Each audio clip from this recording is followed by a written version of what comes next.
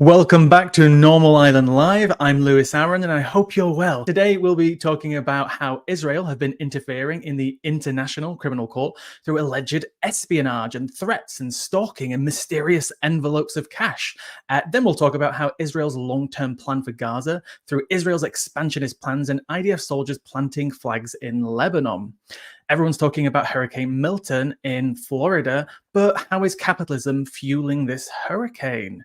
And lastly, the Trades Union Congress, TUC, have said Labour can use its overhaul of workers' rights to win over disaffected Tory voters and Reform voters too, as the government prepares to introduce landmark legislation that will grant new rights to 7 million workers. Now, if we're talking about capitalism and how it's ruining the world, workers' rights and unions, who better to join me than Curtis Daly? How are we doing? Oh, I'm really well. And I love your little call to action at the beginning of the show. It's like, oh, everything's going wrong. We're late. Give us money. It's almost as if you're doing it on purpose. I jest. No, this is what happens in an organization when we're all voluntary. And I really appreciate you finished work at 5:30 when you put a show together. So can't thank you enough for that. But I'm really excited to get into the stories tonight with you, Lewis. Yeah, me too. I just really need to focus on not making sure absolutely everything is perfect. And ultimately, it probably won't be anyway, because I had to rush the last few graphics, but we'll see how we get on. But we'll start with the first story. So prosecutors in the Netherlands are investigating information and reviewing a request to initiate a criminal case against senior Israeli intelligence officials who are accused of interfering with the International Criminal Court, the ICC. What a shocker. We never saw that one coming. The request was submitted last week by a group of 20 people who are mostly Palestinians, and they're urging the Dutch prosecution service to investigate claims that Israel sought to obstruct the ICC's inquiries into alleged crimes in the occupied Palestinian territories. So the information came from a Guardian investigation that came out months ago, actually, and it exposed how Israeli intelligence over a 9-year period allegedly tried to undermine, influence, and intimidate the ICC's chief prosecutor's office.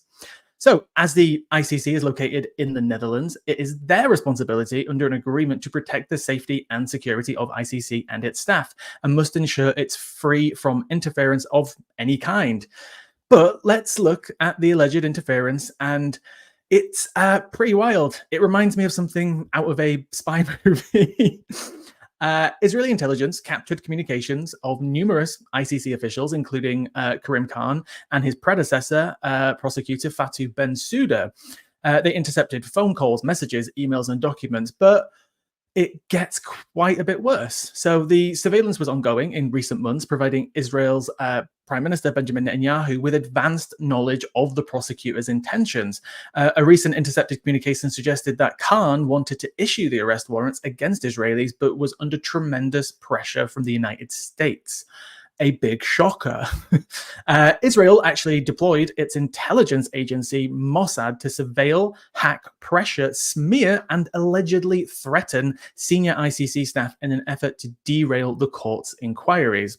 Of course, as I said before, the USA was also involved in a pressure campaign to stop the current ICC prosecutor from requesting arrest warrants for the Israeli Prime Minister Benjamin Netanyahu and the Israeli Defense Minister Yoav Gallant. But pressure asserted by the US is not being seen as illegal, but of course, very unethical and just frankly immoral. But this story is focused on the old prosecutor, actually, Fatou Bensouda, who was the prosecutor for the ICC between 2012 and 2021. So on the 16th of January 2015, Bensouda opened a preliminary examination into what the court called the situation in Palestine. Within 2 weeks, 2 men who had managed to obtain the prosecutor's private address actually turned up at her home in The Hague. They did not identify themselves in any way, but said they wanted to deliver a letter from an unknown German woman who wanted to thank her, along with an envelope of cash and an Israeli phone number to ring. Very strange. It was also reported that Yossi Cohen, the former head of Mossad, and just to remind everybody, Mossad is like the CIA of Israel. They secretly met with the prosecutor, in which he tried to pressure her into abandoning the investigations of war crimes and crimes against humanity that Israel has perpetrated against the Palestinians. His actions were actually authorized at the highest level on the basis that the ICC posed a threat to Israel and its security. Their mission was to either compromise her or enlist her to cooperate. Bensouda did report all of this to ICC officials. But there were multiple interactions with Cohen and Bensouda between them. He would just simply turn up out of nowhere. On one occasion, he reportedly said to her, "You should help us and let us take care of you. You don't want to be getting into things that could compromise your security or that of your family." At one time, he just turned up at her hotel room as well. They spied on her and her family and tried to use recordings to discredit and further threatened her. He even turned up, as I said before, at her hotel room in New York. And at one point, he contacted her on her phone. And when she said, "How did you get my number?" he gave a very creepy reply, to which he said, "Did you forget what I do for a living?" A source said that Cohen had raised questions about her security, her family's security, in a way that led her to believe that he was threatening her. And on another occasion, Cohen apparently showed Bensouda copies of photographs of her husband taken covertly when they were visiting London together. And also, Cohen suggested to the prosecutor that a decision to open a full investigation would be detrimental to her career. Now, after all of these attempts failed, the Israeli government worked with the Trump administration, and the USA actually imposed sanctions on the prosecutor. And the prosecutor was also looking into crimes by Americans in Afghanistan. These sanctions blocked her from traveling to certain places and targeted her assets. And later, when her prosecutor term was up at the ICC, the new prosecutor was being chosen. The US and Israel actually tried to exert all of their influence to make sure a prosecutor who was friendly to them would be chosen, but they failed. Israel also spied on the phone calls of witnesses to Israel's crimes, including multiple human rights organizations that were reporting information to the ICC. These groups were then later declared terrorist organizations, and even multiple European countries and a former head of the CIA said that there was no evidence that they were terrorists. This is why when Israel said they have eliminated a terrorist, we don't believe them, because many of these terrorists that they say are people who work for human rights organizations who Israel just simply don't like. Now, the Dutch prosecutors are still reviewing the information, and hopefully they will turn this into a full investigation. And I just wanted to note at the end of here that Boris Johnson did say last week as well that when he met with Israeli officials, I think it was in 2017, they found a listening device in his room after they left. Curtis, it's like a spy movie. What do you think? Well, I find it funny that you introduced this as a spy movie, because when I was reading this story, the first thing that came to my head was, this is like a spy movie. Now, there will be many people who aren't surprised about this. I don't think I am, but would say, does this really happen, or does this happen in the movies? It does. And Israel has one of the most comprehensive surveillance networks and systems in the world. Now, people wouldn't, people would obviously believe that Israel spies on its enemies, but you have to understand it often does the same to its allies. You mentioned Boris Johnson and the recording device in his bedroom. They consistently do it to their allies. And why do they do that? Well, it's from paranoia, but why are they paranoid? That's what happens when you run a fascist apartheid states. You become paranoid. Even though Netanyahu was technically democratically elected, and often people say Israel's the only democracy in the Middle East, it's not a democracy when it's an apartheid regime. So given that, oftentimes you want to cling on to power, and you then resort in the most extreme sort of authoritarian tendencies, and surveillance is one of them. Now, I want to commend the prosecutors at the ICC. It's an incredibly tough thing to do. Look, I mean, some of the things you covered there are absolutely insane. These aren't just pressure. These aren't just blackmail. This is threats to their safety, their families. And you can understand why some may fold over that pressure. Put yourself in that position. You're a prosecutor for the ICC, and you potentially could be issuing arrest warrants to Netanyahu and others in government. And someone essentially comes knocking on your door or rings you up and says, I mean, think about your family. It's incredibly, incredibly scary. And even though we know the crimes of Israel, what this demonstrates to the rest of the world is that Israel is a rogue state. It doesn't adhere to international law, as we know. And any, I can't think of the words. When the ICC and the ICJ said, we think this is plausible genocide, what Israel is committing, their response isn't, oh, we need to make sure we look into this. They say, oh no, you're wrong, we're right. The international court, they're corrupt, they're Hamas or whatever it is. And that is exactly what a rogue state would do. I think what is very interesting is potentially there's a new wrinkle here. And there's a shift that maybe a couple of years ago, we wouldn't see other nations stand up to Israel or even investigate them. So I have to say hats off to the Netherlands. Obviously, they're the hosts for The Hague, who are looking into this because it's incredibly important. What we need to be mindful of is this isn't just going against Israel, it's going against the West. And when we say the West, we mean the US. So since we know that the US are hardly standard bearers of international law, we know they break it all the time. What does this do in practice? I'm not sure, but I do feel like this is a marked shift where we're getting other nations actually standing up to Israel. I think that's fascinating, and I'll be very interested to see what our government, what the Labour government do in response. Yeah, I think one thing that frustrates me as well is just even moving away from this story is just the history of The Hague, right?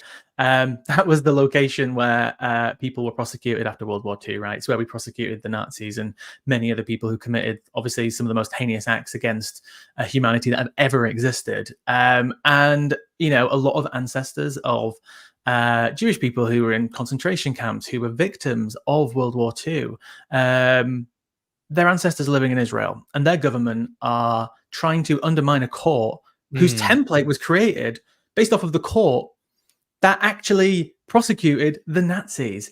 And this is the thing that constantly blows my mind, is that part of the international order that was created, you know, part of it was created immediately after World War II, and then little bits have come over the last 70 or 80 years. A lot of it was to prevent things that happened in World War II from happening again. And they're trying to undermine that system. And if anyone can claim the closest relationship to the victimhood of what happened in World War II, it is people who are in the Jewish diaspora. And this is what frustrates me, is that we need to hold up this international order despite all the attacks against it from the US, from Israel, and all of its allies.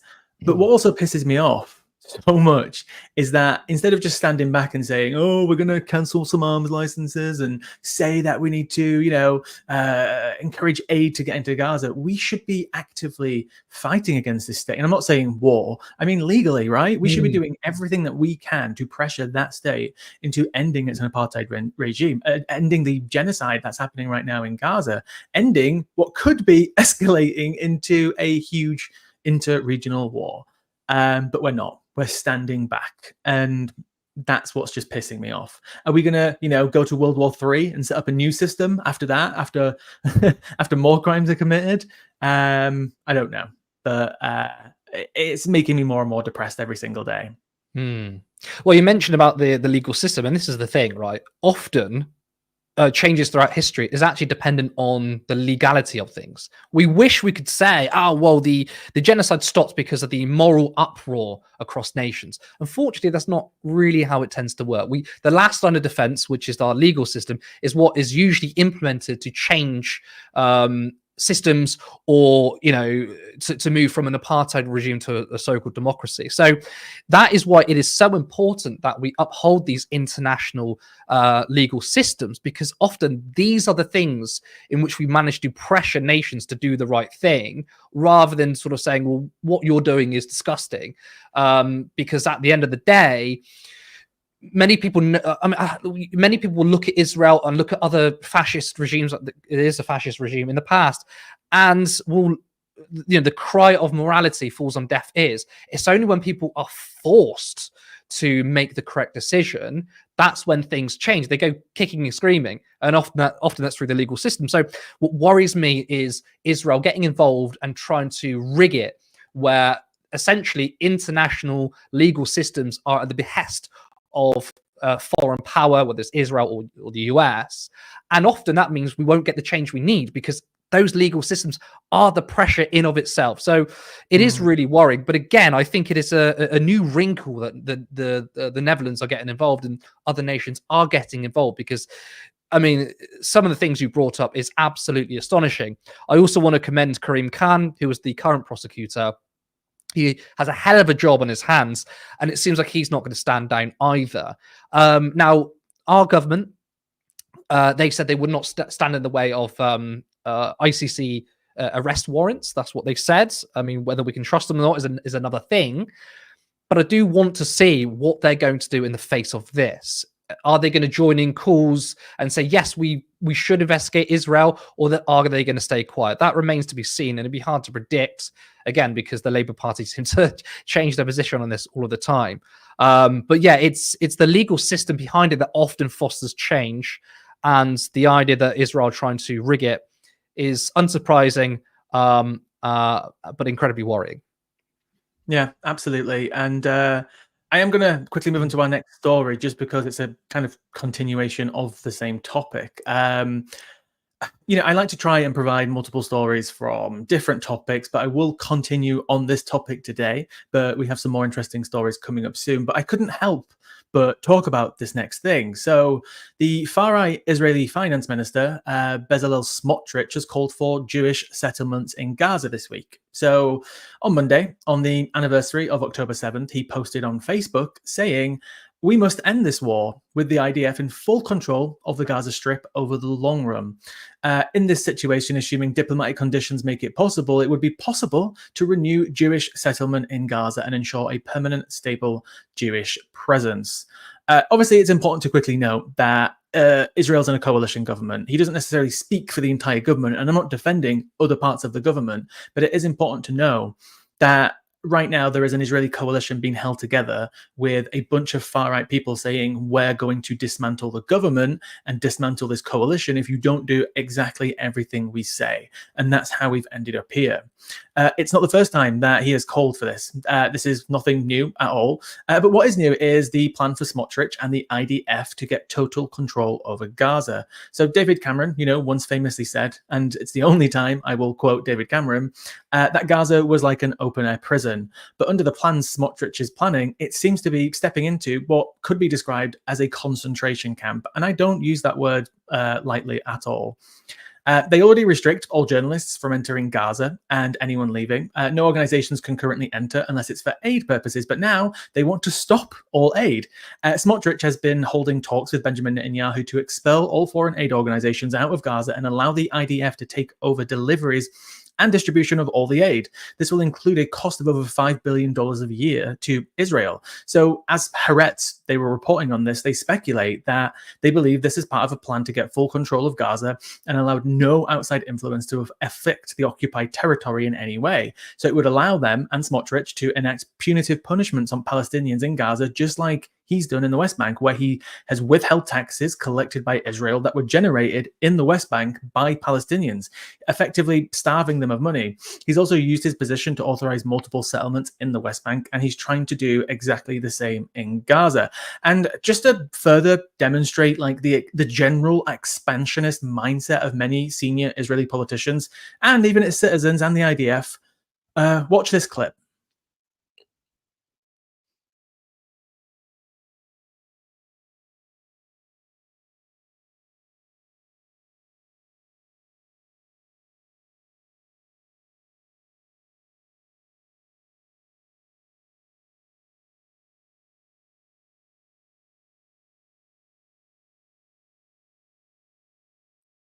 Well, we seem to have lost the sound on the video, which is probably my fault. But that was the IDF soldiers planting a flag in South Lebanon. Why? Because many Zionists believe that that land is actually theirs.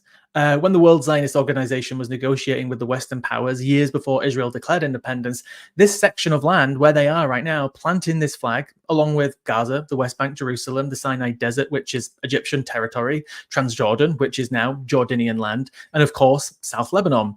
They wanted it all. And now many people to this day still want that land. Israel has used this excuse of its right to defend itself since its inception. Then they invade, then they occupy, and then they annex. At one point or another, they have attempted to occupy every piece of land that they originally wanted. Now, Curtis, what are your thoughts? Well, you first have to know that Smotrich said that he's made it his life's mission to stop a Palestinian state, which is, of course, true of many people in Israel. He is a far-right figure, but I mean, his opinion is, not a minority in Israel. Now, very interesting that you showed that clip of the Israeli flag in Lebanon, and that's exactly what it is. Israel is a settler colonial project which is trying to expand into a fully operational colonial project, and it will not stop. Okay. Now, of course, they use it as the pretense as we're trying to defend ourselves. But of course, we know that's a load of nonsense. But what they're trying to do is take over essentially the entire Middle East. It's going to start with Palestine. Then they're going to move into Lebanon, then Yemen, then Syria, and pretty much anywhere. Because that is what colonial powers do. Now, right now, of course, the West is pretty much still backing Israel. But we need to understand that this is going to come out and bite us on the ass eventually. Because colonial powers or states that want to expand don't stop and then say, okay, that's it for us now. They always want to try and take over essentially the entire world. That's what Britain did in the height of our colonial power. We didn't say, right, we're going to take a handful of countries and that's it. If we could, we would have occupied and taken over the entire world. That's what they do. So one day, if we don't stop Israel, they're going to come for us too. And they're going to say, well, actually, this is ours now. That is how foreign powers over the course of history work. If you look back in history and you look at all these big powers, they always shift and they always change. But the number one thing they want to do is take up as much land as possible. There is many reasons why, obviously economic reasons, power reasons, or even just religious reasons. There's always a different reason behind it, but it's the same thing. And that flag completely symbolizes what Israel is about. Also, part of that is, and I alluded to earlier when we were talking about the surveillance system, because also Smotrich said that we shouldn't have a Palestinian state because a Palestinian state would be an existential threat to Israel. That's very telling. If you think that another peoples should have a right to self-determination and their own state is an existential threat to you, that's a you problem. That just says that clearly your whole endeavor, the project of Israel, is one that is built on apartheid, genocide, and something that needs to be radically transformed, because the fact that you think external forces are a threat, simply just having a right to self-determination. And that speaks to the paranoia, I believe, when it comes to surveillance, and that's why they're surveilling on our allies. So it's very interesting. We also need to point out the fact, I know many people know this, but Smotrich and Benjamin Netanyahu may sound like the most extreme people, but the Zionist project is all one of the same. Now, of course, if we were to somehow see the end of Benjamin Netanyahu and had another politician who was probably better at the PR, maybe moderated their language a little bit, that doesn't mean there's progress happening in Israel. The same thing is happening, maybe just a little bit slower. Essentially, we have to stop Israel before it expands into all different places across the Middle East.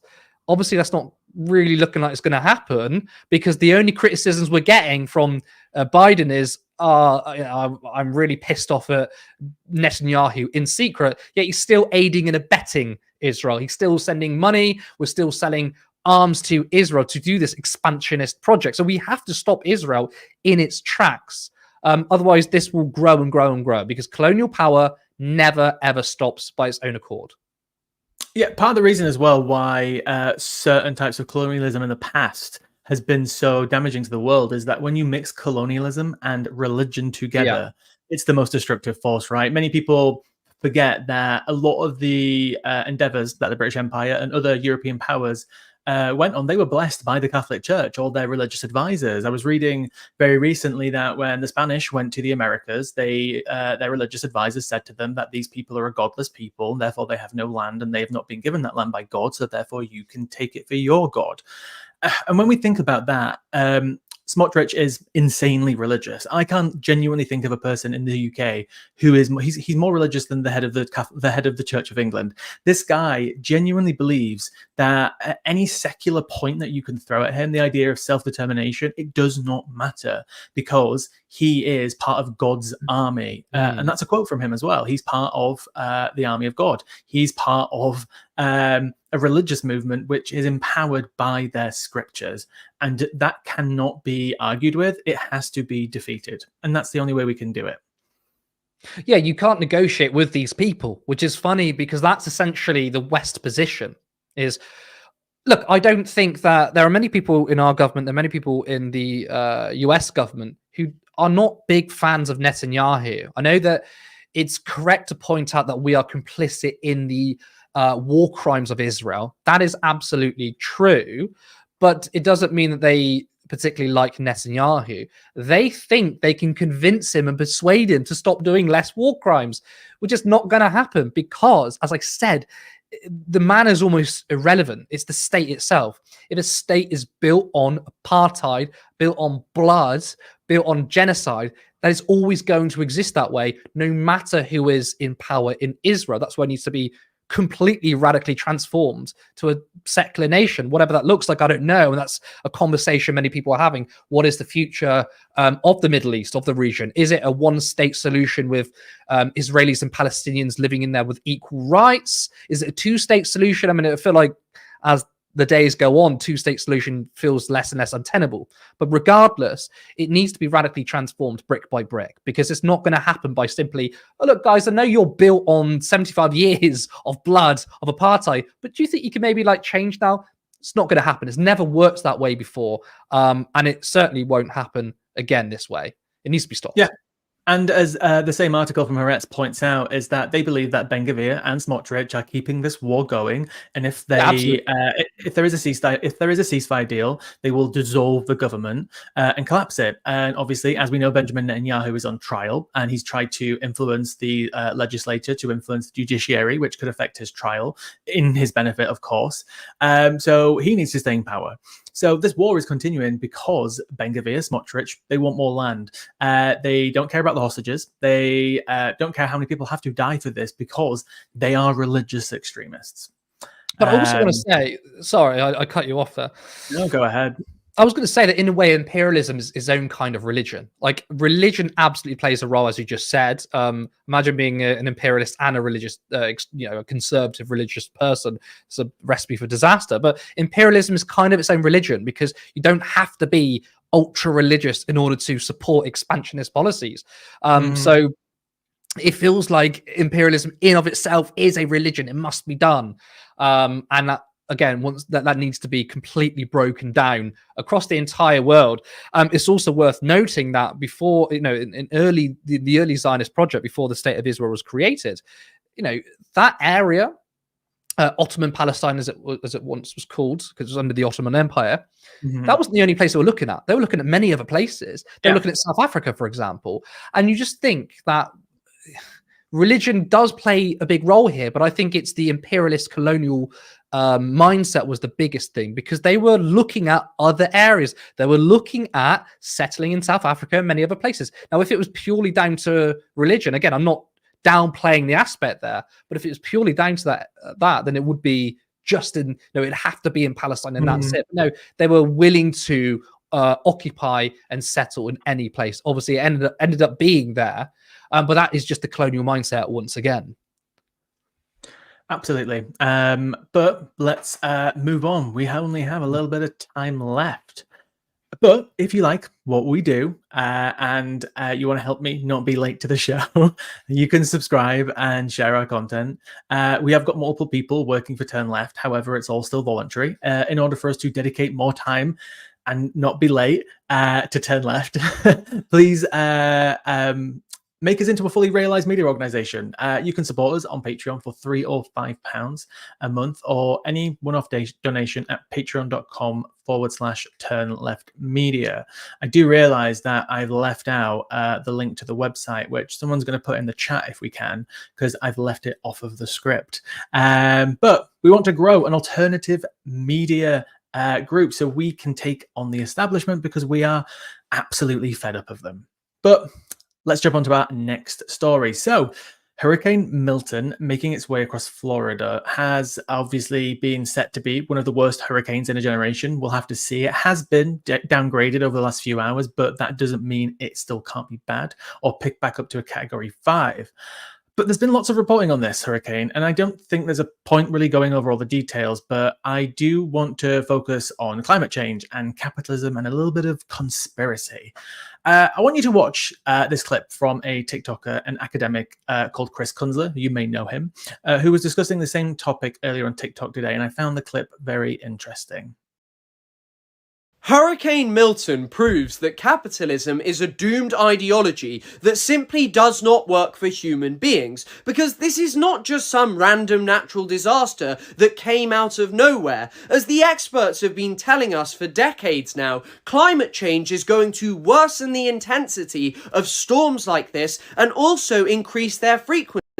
Because Hurricane Milton is so intense because of rising water temperatures, and capitalism has absolutely no way to address this. In a society that is organised around the idea that we are first of all isolated particulars who should be concerned with our own individual accumulation of commodities that one day in the future we will get to enjoy, and also the organising principle of profit, that it is better to do this than work towards the betterment of society, mean that there is no way to address the climate crisis, because the incredibly tough sanctions that are required on oil companies and others who cause damage to the climate that cannot just be avoided like they are now need to be put in place. But of course, capitalist society that is more concerned with profit than human life is never going to be able to do that. And if you listen to what people are saying on the ground in Tampa, Florida, it proves my point even more, because you will hear so many people talking about the 10-hour traffic jams,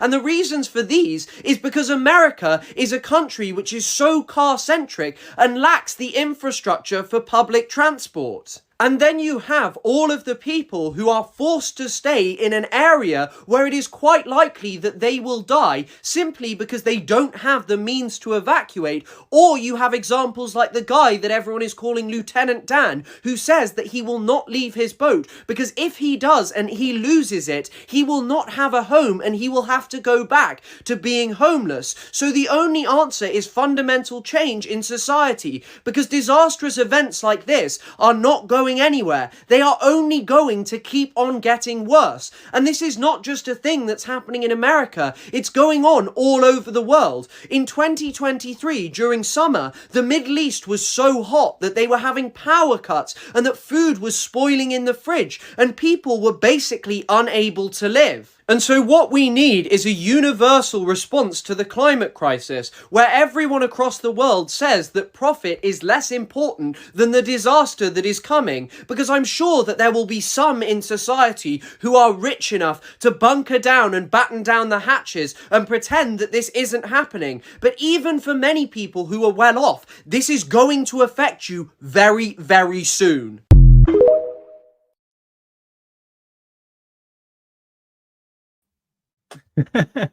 Now, the reason I played that video is because, I could have wrote that in a script and ranted the same way, but I thought Chris did such a good job of it. So I thought, let's just play his 3-minute video very quickly. And by the way, somebody said in the chat that he was a child. Are you referring to Chris? He's doing his master's at university. I think he must be about 21, 22. But anyway, a child to some. But yeah, we have capitalists every day lobbying and fighting against the interests of this planet, its people, and its future. We saw how the Tories switched up their election tactics to try and stay in power. And during the by-election, I think it was Uxbridge and South Ruislip seat last year, Boris Johnson's old seat, I think. They rallied against stuff like ULEZ and green investment and policy to help mitigate the effects of climate change, just so they could stay in power. And then not only this, we have to battle against conspiracy theorists, with people accelerating like bizarre conspiracy theories in America right now that the government is using cloud seeding technology to make storms worse and create them. And even some people believe that they have the technology to control their path. A few days ago, we had the US House Representative, our favorite, Marjorie Taylor Greene, tweeting this out. They can control the weather. We actually don't know who they are. Perhaps she's referring to the government, or perhaps she's driving into anti-Semitic conspiracy theories again, as she once did say on social media that Jewish space lasers were causing the forest fires in California. Curtis, where do we even go with all of this? What I love about these people, Marjorie Taylor Greene, MAGA Republicans, general Republicans, is that they'll believe in every single conspiracy theory apart from climate change. Okay, they'll believe that the weather is being controlled probably by the Democrats, maybe Jewish people. I don't know. Half of them don't know what they mean. They can't tell you. If you ask them, who do you mean by they go, oh, the people, the woke people, whatever, because they have no material analysis about absolutely anything. It's insane to hear. But actually, there is a reason behind this, maybe consciously or subconsciously. So the defense of capitalism has moved through different stages. The first stage was, let's say, the golden era of capitalism, maybe just after 50s, 60s. And the argument was capitalism is a great system because it enhances technological advancements, it improves people's lives, their material well-being, it's the system of freedom. That was the first argument. And then after a couple of decades, people were going, hold on a second, this doesn't really seem like a good system. The things that you're promising isn't happening. So in order for capitalism to remain relevant, the proponents of capitalism had to switch up. They then changed it to a moral argument. Instead of saying, oh, capitalism's this wonderful, wonderful thing, they now say, well, the reason why capitalism isn't working for you is because it's your fault. It's because you're lazy. You're not working hard enough. You're not smart enough. And actually, we're going to individualize this issue because obviously they want to distract you and say, okay, the system that elevates certain people and pushes down others, that cannot be exposed, because then people would look at the system holistically and be like, this doesn't seem like a very good system. So they move to a new mode of narrativization, which is it's completely your fault. And that's essentially been the dominant narrative for decades. That was obviously pushed through Thatcherism, neoliberalism, the individualization. But even that now is starting to crumble, because people are asking the very prevalent question, and the correct one, which is, well, I'm working my ass off and yet I'm not getting anywhere. What about nurses and doctors who are saving people's lives, who are working 50, 60, 70-hour weeks, and yet they're not getting anywhere? Yet someone can do one single vox pop and then gets their own podcast. Yes, I'm talking about Hot Tour Girl. And these things, we're not living in a meritocracy. So that argument is beginning to fail. So how do you keep capitalism relevant? That is where you then end up in the conspiracy. And that's where you're seeing people like Marjorie Taylor Greene and others say, well, do you know what? The hurricanes, it's not to do with capitalism, even though it is. What we're going to say is it's actually the Democrats controlling the weather, or whatever it is. It's a kind of a very poignant kind of piece of rhetoric, because it's essentially a metaphor for the late stage capitalism, that late stage capitalism, is on its death knell, and it's kicking and screaming, and it's not going quietly. And that's where you're seeing more and more of these extreme conspiracy, crazy ideas, because capitalism isn't going to go lightly, and it's succumbing to its own internal contradictions.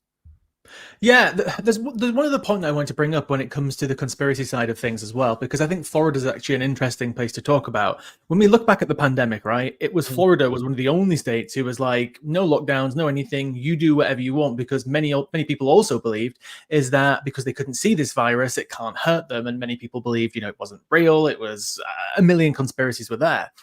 But obviously, most Floridians have evacuated. Some haven't, but most have, because they've lived through the experience of what it's like to live under a storm, and they will react to it. And this storm could be bad. It might not be as bad. Many people live through the disaster that was Hurricane Katrina, and the point that I'm getting at is like, how much of in their face does it have to be? How bad is it going to have to get before we have enough people who can come together to actually make this change? Because right now we are on the other side, where I think most people believe in climate change, right? We are there, but the actual willingness to actually really do something about it is still not quite there. We still live quite passively in this system. Like, yeah, some of us have probably changed habits, right? I don't eat as much dairy as I used to. Some people have gone vegan, loads of other stuff. People are walking more, but that's not the change that we actually need. More of it needs to be on the industry side of things, right? We don't have that willpower to change that system yet. And I'm just really afraid that in the combination with that lack of willpower, with the conspiracies, it's simply just going to be too late. Or am I being too, doomsday-ish? Well, I saw this really good quote, actually, and it, if I can remember it, I think it was, you're watching all online of these videos of all these disasters. They're far away, but one day, so you're watching all these disasters, but it's going to get closer and closer and closer until you're the one filming it yourself. And I thought that was a really good quote, because that's essentially what it is. Right now, yes, there's a lack of urgency because it's a far away problem. The hurricane in the US, well, it's miles away. All the issues of climate change when it comes to the global south, where they've been hit really hard. Yeah, it's bad. We don't like it, but it's so far away. But one day, okay, you watching at home, anyone, it's going to happen to you. It's going to happen to me. It's going to happen to all of us. One day, your house is going to be flooded. Your belongings are going to be destroyed, because it's going to get to the point that it affects everyone. The problem is when we get to that stage, and by the way, that's a very real reality for people right now. I mean, we've had floods in this country, right? What I'm saying is, when it eventually happens to everyone, that might be the point where it's too late. Now, there are many people, many scientists who've given us different dates of the so-called point of no return. And the point of no return essentially means we hit a certain point and climate change is no longer fully reversible. We just need to mitigate the worst effects of it. Some have said it's 2035. I've seen earlier. If you ask me, I feel like we've probably already hit that. And actually, we can't reverse climate change completely. Now, here's another really interesting thing, that climate scientists have been downplaying the climate emergency. Now, you're probably thinking, what? I mean, they've been, ringing the alarm bells of the climate catastrophe. The reason why they've been downplaying it is because of climate skeptics or denialists have been accusing scientists of being too extreme or overblowing the effects of climate change. And in response, they've actually moderated their language. So what a lot of the scientists are saying, it's actually worse, which is worrying. Now, I don't want to be a pessimist. You seem like you're maybe a bit pessimistic too. The thing that really worries me is, as an anti-capitalist, right, I don't think we're going to see the end of capitalism in my lifetime. I really, really hope I'm wrong, by the way.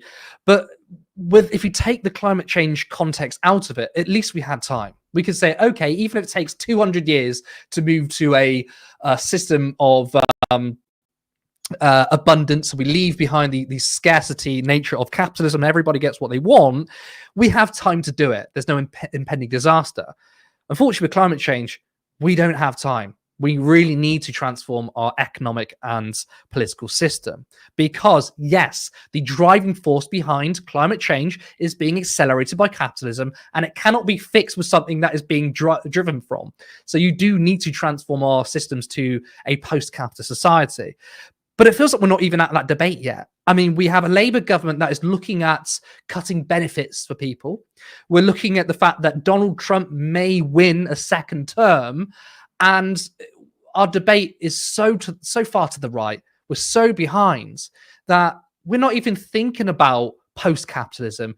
Us leftists are mostly talking about mitigating the worst ills of capitalism, right? Mm-hmm. But that has been an argument we've had for so long. I thought we'd be past it, and we should be, but we're not. So it's, I don't want to be a pessimist, but this impending disaster doesn't seem like it's being really and truly addressed on the scale and the urgency that we need.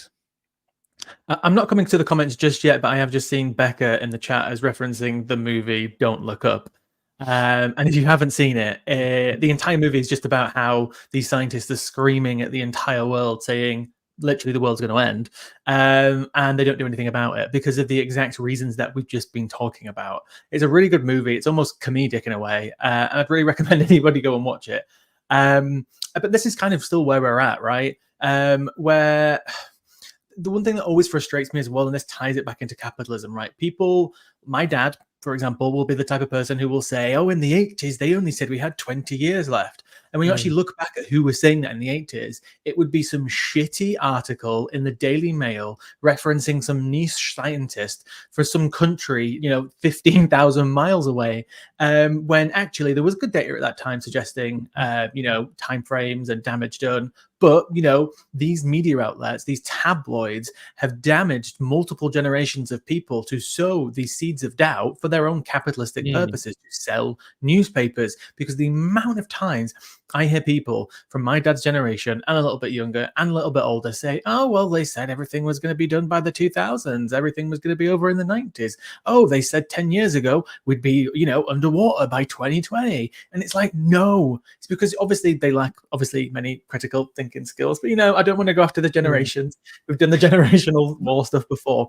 But it's so true. So many layers of issues have been put into our society. And that genuinely, again, comes back down to power. It comes down to capitalism. Well, I mean, I just want to say that the famous quote we all like to say from Mark Fisher is that we can imagine the end of the world before we imagine the end of capitalism, which is true.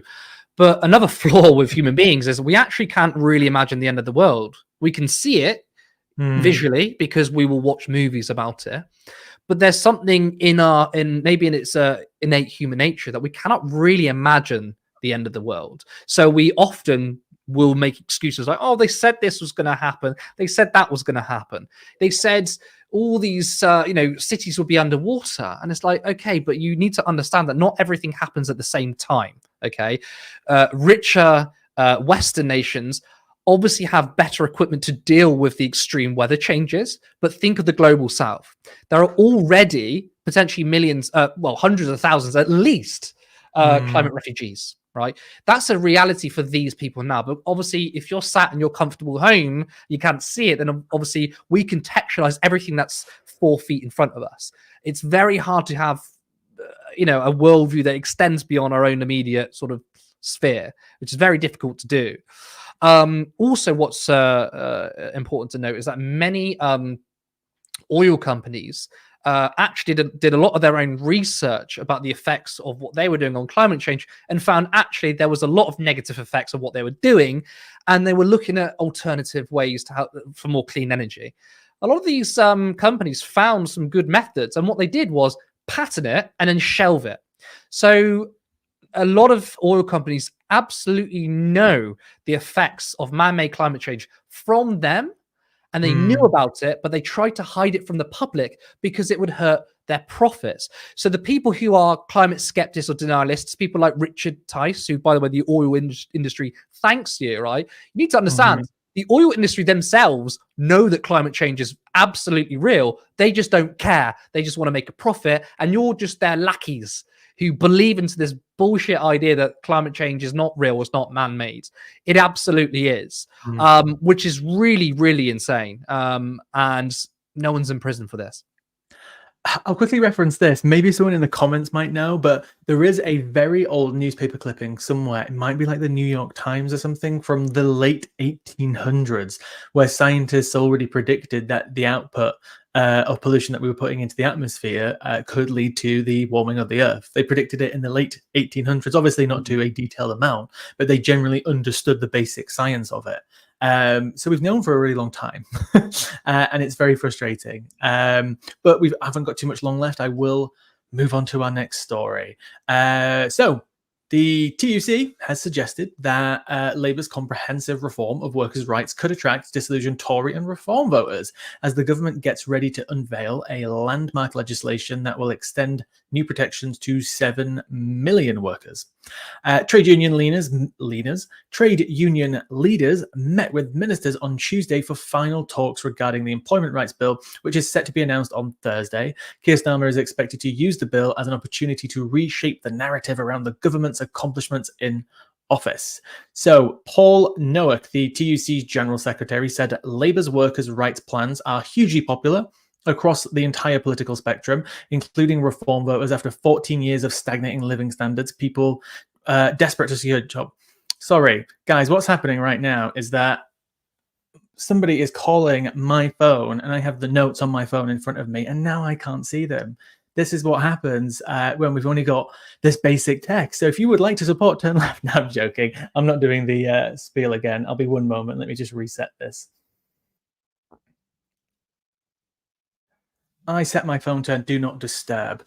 I'm going to start that paragraph again. So Paul Nowak, the TUC's General Secretary, said Labour's workers' rights plans are hugely popular across the political spectrum, including with Tory and Reform voters. After 14 years of stagnating living standards, people desperately want to secure jobs they can build a decent life on.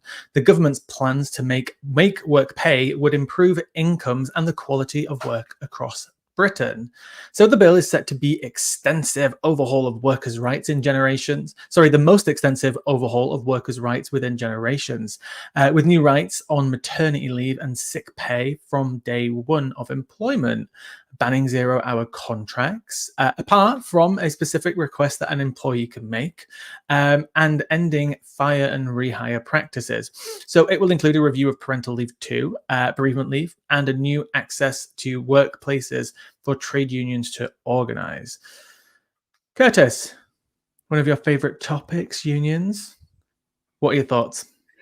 I'll tackle the sort of first part of the question, which is, can workers' rights or improving people's lives take on the conservatism and reform? I mean, yes, obviously. I mean, that's what the left has been saying for a long, long time. The liberal parties, such as Labour under Tony Blair, over time, they end up becoming a so-called social progressive party. They weren't really. And kind of, water down their sort of class-based politics. That's happened across Europe, even actually in the entire world, where so-called left-wing parties became more progressive parties and, economically liberal. That alienated millions and millions of people, which is why everyone knows that the Labour Party is no longer for the working class. But there were only two politicians that came to the forefront of these respective parties that wanted to bring class politics back. And that was, of course, Jeremy Corbyn and Bernie Sanders. Bernie Sanders actually praised Jeremy Corbyn when he was leader in the 2017 election, saying he's finally bringing class-based politics back. And that's the thing. Labour has long abandoned that. And it's not just simply the case that, we'll start talking about material needs now and suddenly all will be well. Unfortunately, you've kind of allowed the splintering and destruction of your own base that it's not going to be so easy to get these people back. I think it now goes beyond that. There are many people who are so sick and tired of the political establishment. And of course, Labour is very much within that political establishment, especially under Keir Starmer. That what can they actually do to woo these people back? And I'm really struggling to see how much they can get people back. Now, I don't think it's impossible. I don't think it's a foregone conclusion, but many people who are jumping ship to reform have really made their bed there. And of course, their influence wasn't even on the material basis. It's very much on identity. That's why right-wing political parties talk about culture and Britain. We've lost this. And that's going to be very difficult to fight back. However, obviously, improving people's lives is one way of doing it. I do think it's absolutely right for the Labour government to address inequality, to address austerity, all these bread and butter issues, if you will, that will absolutely help. Because if they don't, they're only going to lose more support. To take on the second sort of part of the question is, look, I'm kind of sick and tired of hearing unions sort of sticking with Labour. It's a dead horse. The TOC, right? Obviously, I'm a big union supporter, but they're weak. They are so incredibly weak. And I think now is the time to just leave the Labour Party, because I understand they want to be a part of government. I get that. But it's like the Charlie cartoon clip. Charlie, and he's about to kick the ball, and the person takes it away, and he misses. You've been fooled too many times. There are Sharon Graham. I was reading a piece about this today, and in this article, it noted that okay, well, we know that all unions aren't going to accept this severely watered down workers' package. That includes Unite leader Sharon Graham. Now, Sharon Graham at the beginning was very open and willing to work with Keir Starmer. In fact, it got to the point where it got a little bit sad because Keir Starmer was laughing behind her back, and she was still like, oh, no, I can make it right. I can make it right.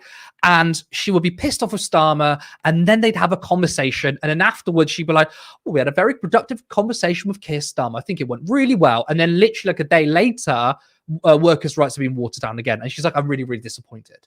So why would any union believe the Labour Party? Now, within that package, by the way, there's a policy in there that actually extends the probation period to 6 months, which makes it easier to fire people.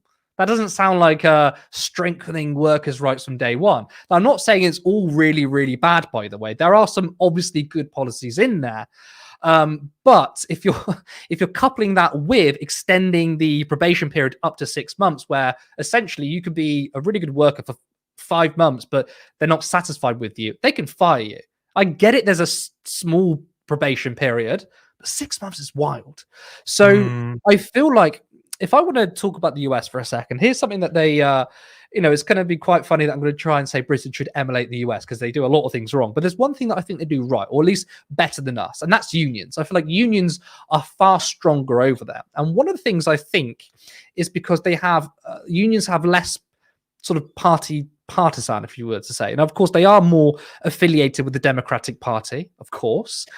But unions are supported across the political aisle. And I mean by voters. I don't mean by, politicians, because you can't get the Democrats to be pro-union enough. Obviously, the GOP absolutely hates workers. And I note that I can't remember if it was the sort of the ceremonial crowning of Trump becoming the GOP nominee, but the leader of Teamstar Union did a speech there. I thought it was stupid because the GOP would never support unions.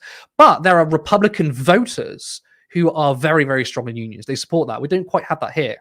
So what I want to see over here is unions start to really disaffiliate with the Labour Party because they're wasting their money and build something up on their own and try and, without trying to sound too centrist liberal, but try and build a broad coalition. Now, I completely centrism. Well, I don't think that's centrist saying that unions should be popular across the board, but obviously they'll usually say like, oh, you need to build a coalition. They can do that because obviously when it comes to material policy, economic policy, the majority of people are quite unified. The majority of people do want higher wages, do want to reduce inequality, do want a more participatory sort of role in their own company, more of a democratic say. These things are popular. I get it. Obviously, progressive issues are a bit more divisive, and I'm not suggesting for one moment that any of us on the left or any unions like water down their support for social issues. Absolutely not. But they can definitely build a broad coalition of all voters, whether it's reform voters, whether it's conservative voters, under the banner of class-based politics. And I think we need to revive that. And I think staying with the dead horse that is the Labour Party, one, puts them now in a corner because a lot of people are pissed off the Labour Party. They do kind of look political partisan with that. And two, the Labour Party don't really support unions either. I would like to see, though, that maybe there was more of an affiliation with the Green Party. I don't know what's really going to go on with that. But I think it's time for the unions to basically turn around to the Labour Party and say, fuck off. You are no longer the home for working people. And you're just taking our money and doing nothing with it. Yeah, and another annoying thing of the rhetoric around unions in the UK versus the US, right, is that sometimes even being associated by a union could be seen as toxic through, again, right-wing tabloid media, right? Look at how we demonize doctors and nurses. Look at how we demonize train drivers when all they've done is use collective bargaining to, scrape some of the extra profits that these companies have been taking for themselves and obviously give it to the workers so they actually get paid a fair wage. What train drivers get is what they should get. based on the way the economy has grown over the last like 20 years or so. It's just that so many other industries have been absolutely left behind. And obviously, you know, the Daily Mail couldn't exist in the US with the concept of, oh, well, look how much train drivers are earning. Like, people would clap for them, right? In the US, like, they'd be like, yeah, look how much money they're earning. But over here, we demonize that. And, you know, after everything that happened with Thatcher and the coal miners, you know, every nurses' strike that we've had, the way we have perceived unions, and so many people see them as a bad thing, as a toxic thing. We've got a lot of damage to repair. We've got a long way to go to fix this. But I think we can make it there. You know, there's a word that people use in America, and again, staying on the same topic, they call it, you know, they say a union job. I would love to live in the UK where everyone refers to, like, you know, they're happy that they've got a union job, and it's something they're really proud of. But we're a long way away from that. But we can get there. There are templates for it. We've seen the success that unions can do through collective bargaining. And, you know, there's sometimes some negative sides to it. I still can't forgive some of the unions for endorsing Brexit, but that's a whole other argument that I could do for a few hours. I think that, I mean, so first of all, union density is incredibly low, and that needs to be addressed. But I think it's a lot of us are saying just join a union, and it's not as easy as that. Because there's a reason why union density is low, is because people are not either aware of what the power of unions can do, or the narrative there is, so what? I don't want to join a union. You know, we need to build a new movement. I feel like there needs to be a full-on workers' movement akin to the early 1900s, in which the Labour Party came out of, right? You know, the Labour Party didn't exist in a vacuum. The Labour Party was created by a coalition of communists, socialists, Soc Dems, and unionists, right? And then the party came out of that. But obviously, the party that's come out of the union movement has turned around and tried to destroy its own union movement. So what we need to do is recapture that movement that led to the birth of the Labour Party in the first place. There needs to be a broad coalition across the entire country that unifies over workers' rights, over curbing corporate power, over redistribution of wealth and power, without watering down social issues. It doesn't mean we start becoming class reductionists and start saying we don't care about social issues. No, but we can still build a coalition of workers. That's not happening. And I feel like that the potential of the union movement is now being stifled because of the Labour Party. There was once upon a time it was a useful tactic to be a part of the Labour Party, because a Labour government would still listen to unions, right? That makes sense. But because they no longer want to do that, there's no point attaching themselves to a political party, which there will be people who would not vote Labour, even if they agree with their policies, simply because they're Labour. And a lot of people see unions as just Labour. Since there's no there's no pro from being affiliated to the Labour Party anymore, I feel like they should leave the Labour Party and build a broad workers' coalition. I feel like that's the only thing we can really do.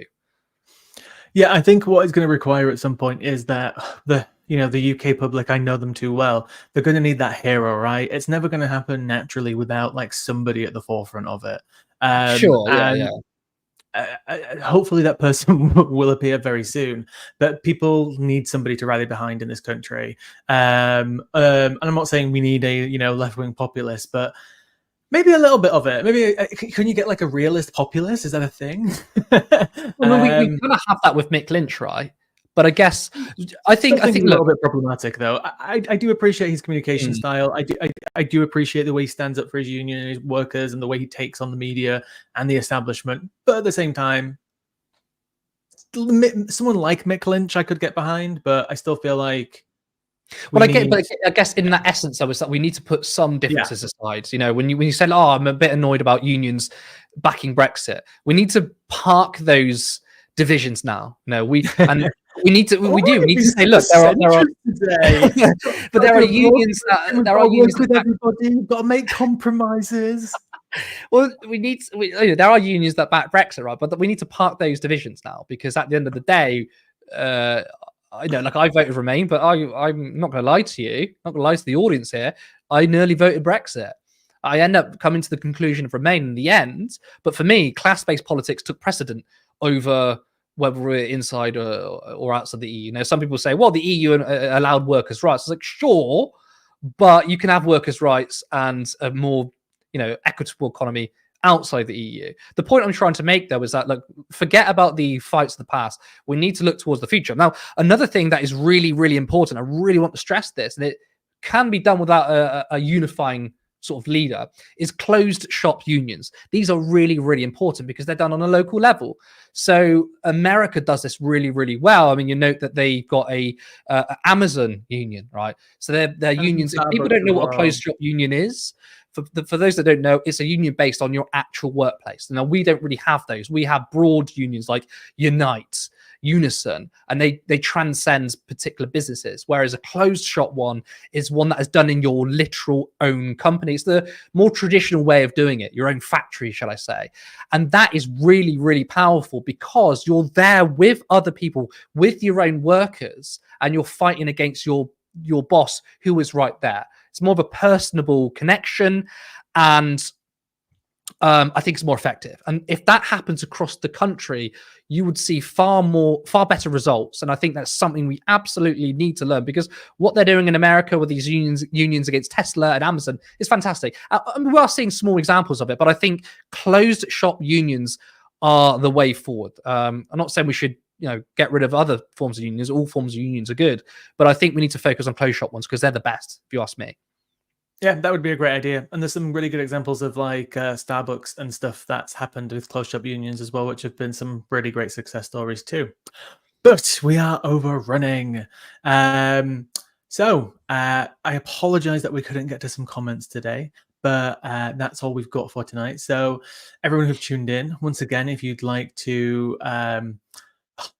the person keeps ringing me on my phone because they've got the exception to override the do not disturb. So apologies again. You know what? Next time, I promise you guys, I'm going to be on time. It's going to be a perfect show. All the graphics are going to be fine. Nobody's going to call me. And it's going to be smooth as anything. Watch my words. But that's all for tonight. So thank you to everyone who tuned in. Once again, I'd like to thank Curtis for his amazing insights as always. You can also support Turn Left by subscribing to us and sharing our content widely. Get our name out there. And if you like our work and want to become want us to become full-time, then you can support us on Patreon for £3 or £5 a month, or a one-off donation at patreon.com/turnleftmedia.